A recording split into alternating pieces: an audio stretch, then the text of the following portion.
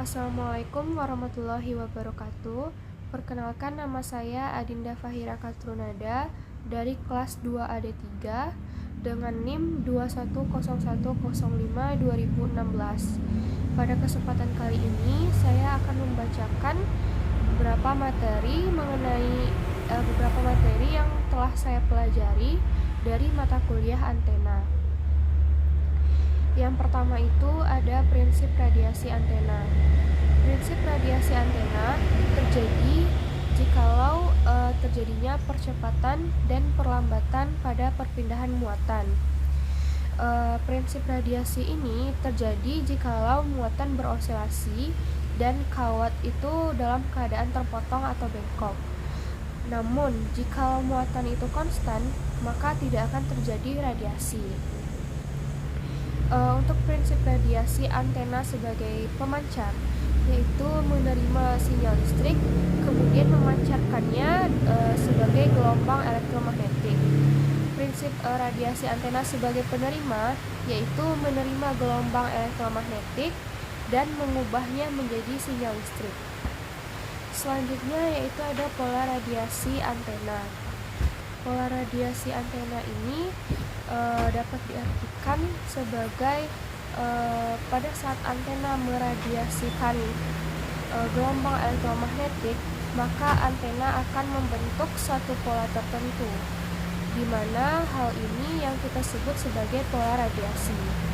Atau pola radiasi bisa diartikan sebagai pola daya gelombang elektromagnetik yang dipancarkan atau yang diterima oleh antena dalam fungsi sudut.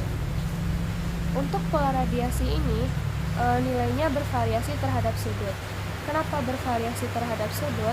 Karena dalam pola radiasi ini kita akan menghitung pola radiasinya dari sudut 0 derajat sampai sudut 360 derajat. Dalam pola radiasi ini terdapat beberapa jenis pola radiasi. Yang pertama itu ada pola radiasi isotropis, yang kedua ada pola radiasi omnidireksional, yang ketiga ada pola radiasi bidireksional, dan yang keempat ada pola radiasi unidireksional. Untuk pola radiasi isotropis, pola radiasi ini daya pancarnya itu ke segala arah. Kalau untuk omnidireksional itu daya pancarnya itu ke segala arah secara horizontal. Bidireksional omnidireksional itu daya pancarnya itu ke segala arah secara horizontal. Bidireksional itu dua arah dan unidireksional itu satu arah. Ya, contohnya pada antena TV atau anti-dayagi. Kemudian yang selanjutnya itu ada half power beamwidth atau biasa disingkat HPBW. HPBW ini merupakan lebar sudut pada setengah daya maksimum yang dipancarkan atau yang diterima oleh antena. HPBW ini memiliki satuan derajat. Kemudian yang selanjutnya, yang keempat ada front to back ratio atau FBR. Front to back ratio ini merupakan perbandingan arah pancar antena, yaitu perbandingan arah depan dan perbandingan arah belakang dari antena.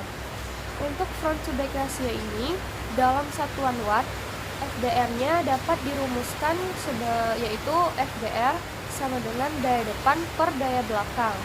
Sedangkan untuk satuan dBm, FBR dapat dirumuskan FBR sama dengan daya depan dikurang daya belakang. Kenapa kita perlu menggunakan FBR? Karena dengan menggunakan FBR ini kita dapat mengetahui seberapa jauh daya yang dipancarkan oleh antena. Semakin besar FBR-nya, maka semakin besar pula arah yang dipancarkan oleh antena. Kemudian selanjutnya ada gain.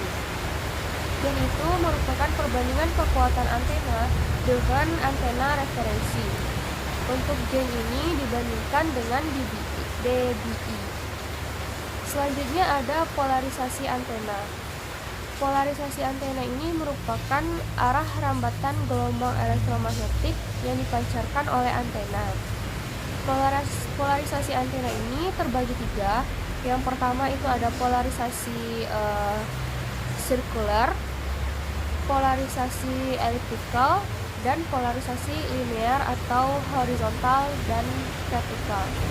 Untuk polarisasi linear, horizontal atau vertikal, nilainya konstan terhadap satu titik. Kalau untuk polarisasi sirkular atau melingkar, itu terdapat pada antena helix. Dan untuk polarisasi elliptikal ini, polarisasinya berbentuk elips karena pada saat merambat magnitudonya itu tidak konstan, sehingga polarisasinya berbentuk elips. Untuk mengukur polarisasi antena, kita harus mengetahui dengan persis polarisasi dari antena dengan menggunakan antena probe. Dan nanti akan menghasilkan, setelah diukur akan menghasilkan polarisasi antena ini berbentuk polarisasi linear, sirkular, atau elliptikal.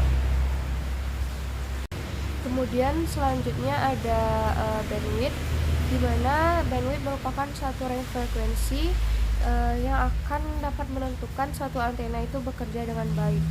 Kemudian selanjutnya ada impedansi, yaitu bagaimana cara kita menyatukan impedansi dari antena dan impedansi saluran catu. Baik, sekian yang dapat saya sampaikan. Mohon maaf atas segala kekurangan. Wabillahi taufiq wal hidayah. Assalamualaikum warahmatullahi wabarakatuh.